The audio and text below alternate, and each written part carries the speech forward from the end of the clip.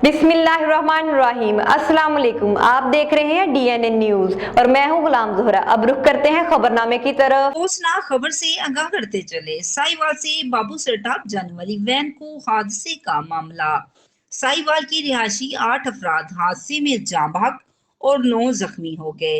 Van हादसे का शिकार अफराद का ताल्लुक साहिवाल के एक ही खानदान से है। मरने वालों में मकामी केबल ऑपरेटर के मालिक जफर जोया का एक बेटा, 2 भाई की बेटी, भाभी और 3 भतीजे शामिल हैं। हादसे के जख्मियों में जफर जोया की अहलिया, 2 बेटियां और भतीजों समेत वैन ड्राइवर भी शामिल है। साहिवाल की रिहायशी खानदान की 18 अफराद सोमवार को मकामी ट्रांसपोर्टर से हाई एस वैन किराए पर लेकर हिल स्टेशन सैर के लिए रवाना हुए थे। बदकिस्मत खानदान का ताल्लुक साहिवाल की नवाही इलाकी 93 6R से है।